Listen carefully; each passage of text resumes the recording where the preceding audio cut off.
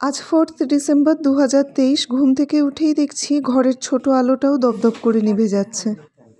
আগে ইলেকট্রিশিয়ান ডাকতে হবে। এই যে এদিকে ইলেকট্রিশিয়ান দাদাও এখানে নেই, দেশের বাড়িতে গেছেন। কবে আসবেন আমি বুঝতেও পারছি না, ততদিন অন্ধকারেই থাকতে হবে হয়তো। ঘুম থেকে উঠেই এখন চাল ধুয়ে ভাতের হাঁড়িতে রেখে দেওয়াটা অভ্যেসে পরিণত হয়ে গেছে। সকালবেলা উঠলাম, মাপ মতো চাল নিলাম, জলটা ভরে নিচ্ছি, চালটা ধুয়ে নিয়েছি ভালো করে। এবারে ভাতের হাঁড়িতে বসিয়ে দেব। ফ্রিজ খারাপ, তাই বেশি করে রান্না করে রাখতে পারছি না, রোজই টুকটুক করে রান্না করতে হচ্ছে। মা বাবা দুজনেরই শরীরটা ঠিক না, এই অবস্থায় যদি একটু বেশি রান্না করে রাখতে পারতাম তাহলে আমার নিজের পক্ষেও ভালো হতো। শুধু কি ফ্রিজ, মাইক্রোওভেন খারাপ, গিজার খারাপ, খারাপের লিস্ট একটা একটা করে বেড়েই চলেছে। আলোগুলোও খারাপ হয়ে গেছে। সন্ধ্যের পর থেকে অন্ধকারের মধ্যে থাকতে হচ্ছে। মা বাবার ঘরের আলোগুলো অবশ্য ভালো আছে। এই সাদা ঘড়িটাও খারাপ হয়ে গেছিল দুদিন হলো, ব্যাটারি কিনে এনেছি কালকে, এখন ব্যাটারিটা চেঞ্জ করে দেব। আসল কথা হলো সময়টাই ঠিক যাচ্ছে না। ব্যাটারি চেঞ্জ করলে ঘড়ি হয়তো ঠিক চলবে, কিন্তু সময়টা ঠিক হওয়া প্রয়োজন। সময়টাকে ঠিক করতে গেলে ধৈর্য ধরতেই হবে। কাউকে বুঝিয়ে লাভ নেই, কাউকে বলে লাভ নেই, কোনো এক্সপেকটেশন নেই। ঘটনা অনেকের জীবনেই এক ঘটে, কিন্তু পরিস্থিতি আলাদা হয়। আমি ঠিক কী পরিস্থিতির মধ্যে দিয়ে যাচ্ছি এটা আমি ছাড়া তো আর কেউ বুঝবে না। এই সময়কালটা আমাকে একাই পেরোতে হবে। আমার বিশ্বাস আমি পেরিয়ে যাব।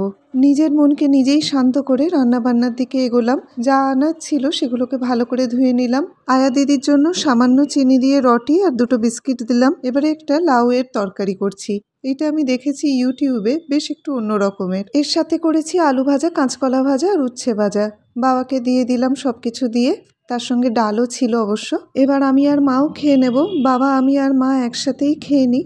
সকালবেলা একসাথে খেয়ে নিলে ভাতের পাটটা মিটে যায়। পাশের বাড়ির মাসি দেখা করতে এসেছিল মা বাবার সঙ্গে, দুজনের সাথেই কথা বললো। বাবা কিছুদিন আগেও ছাদে যেত, তো তখন মাসির সঙ্গে দেখা হলে গল্প করত।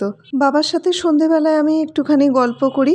সারাদিন তো বাবা শুয়ে থাকে, সারাদিন কি কি ঘটলো, কে কি বললো, সোশ্যাল মিডিয়া বলো, এমনি ফোনে কে কি খোঁজ খবর নিল, কার সাথে বাইরে দেখা হলো না হলো, আর ছোট ছোট ভিডিও ক্লিপ যে তুলে রাখছি বেশ কিছুদিন হলো, সেগুলোও বাবাকে দেখাই। বাবার ভালো লাগে।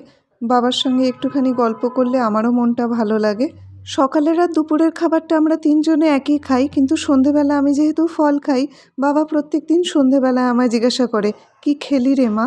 কখনো ফল শেষ হয়ে গেলে আমি আর কিনতে যেতে পারি না মাঝে মাঝে, তখন বলি আজকে ফল খাইনি। বাবা বলে, ফলটা তো এনে রাখবি, ফল ছাড়া তো কিছু খাস না সন্ধ্যের পরে। আজকে সন্ধেবেলায় কলা, পেঁপে আর আপেল খাচ্ছি।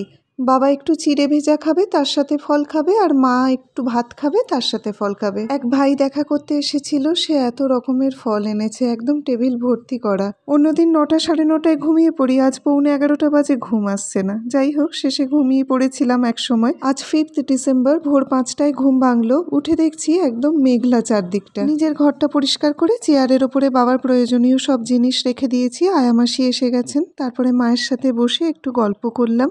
মায়ের শরীরটা একটু বেটার হচ্ছে। এত বড় অপারেশনের পরেও সে কাজ করা থামাতে পারে না। কিন্তু একটু বাইরে বেরিয়েছিলাম, এসে দেখি মাছে নুন হলুদ মাখিয়ে ভাজতে শুরু করেছে। যাই হোক, ডাল, লাউয়ের তরকারি আর মাছের ঝোল করেছিলাম, সেটা দিয়ে বাবাকে দিয়ে দিলাম, আমরাও খেয়ে নিলাম। মায়ের একটা ওষুধ ফুরিয়ে গিয়েছিল, বাহাদুরদাকে বলেছিলাম আনতে, সেটা বাহাদুরদা নিয়ে এসেছে। এটা হচ্ছে 1040, তারপরে 40 টাকা বাদ দিয়ে আপনি 1000 টাকা দিন। আচ্ছা, এটা 1000 টাকা দেবো? হ্যাঁ হ্যাঁ, 1000, শুধু 1000 টাকা।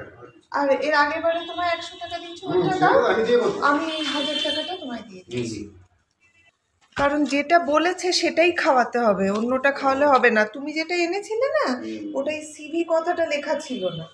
এবার উল্টো পাল্টা খাওয়ালে সবে। Thank you. রামদা মায়ের ওষুধ দিয়ে গেল। এদিকে মা আমার জন্য কলা আর আপেল কেটে দিয়েছে। পেঁপে আর আজকে খেতে ইচ্ছে করছিল না। ফল খাওয়ার পরে আরো কিছু ঘরের কাজ ছিল, সেগুলো করে শুয়ে পড়লাম। আজকে 6 তারিখ, যদিও মোবাইলে কেন 5 তারিখ দেখাচ্ছে জানি না। ঘুম থেকে উঠে কিছু বাসন ছিল, সেগুলোকে ধুয়ে ফেললাম। মাকে একটু রেস্ট করতে বলেছি, মা ভালো করে রেস্ট করছে। বাড়িঘর তো সব গুছিয়ে ফেললাম ইতিমধ্যে। এবার খাবার জোগাড় করতে হবে, রান্নাঘরের দিকে এগোচ্ছি। আলু ফুলকপির একটা তরকারি করব ভাবছি। ভাতের জন্য চাল ধুয়ে হাঁড়িতে রেখে দিয়েছি। একটা পাত্রে জল গরম করে তাতে নুন দিয়ে ফুলকপিগুলোকে কেটে সেদ্ধ করতে দিয়েছি। এবারে পেঁয়াজ, টমেটো, রসুন, আদা এইগুলোকে ভালো করে ব্লেন্ড করে নেব। সঙ্গে করেছি আলু ভাজা আর মশলা মাখিয়ে কাঁচকলা ভাজা, খেতে বেশ ভালো লাগে। এবারে ডুমো করে আলু কেটে আলু ফুলকপির তরকারিতে যে দেব সেটা ভেজে নিলাম। তারপরে সেদ্ধ করা ফুলকপিটাকে এর মধ্যে দিয়ে একটুখানি ভেজে তুলে রাখলাম। তেলের মধ্যে গোটা গরম মশলা আর কাঁচা লঙ্কা কুচি দিয়ে একটু নেড়ে নিলাম। যেই সুন্দর স্মেল বেরোলো অমনি একটু গুঁড়ো হলুদ দিয়ে দিলাম। গুঁড়ো হলুদ দিলে বেশ ভালো লালচে রং হবে। এই শর্টসগুলো তুলছি আর মনে হচ্ছে রান্নার চ্যানেলের জন্য কাজ করছি। রান্না করার পাশাপাশি আয়া দিদির জন্য রটি আর বিস্কিট দিয়ে এলাম। এতক্ষণে মশলাটা কষে গেছে, এবারে ধনেপাতা দিলাম আর তার মধ্যে গরম জল দিয়ে দিলাম। একটু শুকনো লঙ্কা গুঁড়ো দিয়ে দিচ্ছি। ঝোলটা একটু ফুটুক, ততক্ষণে ডালটাও তৈরি হয়ে গেছে। ঝোলটা কিন্তু এতক্ষণে পাশে ফুটে গেছে। এবারে ভেজে রাখা মাছগুলো একে একে এর মধ্যে দিয়ে দিচ্ছি। বেশ ভালোই রং হয়েছে, আর একটুখানি টেস্ট করেও দেখেছি ঝোলটা, খেতেও কিন্তু খুব ভালো হয়েছে।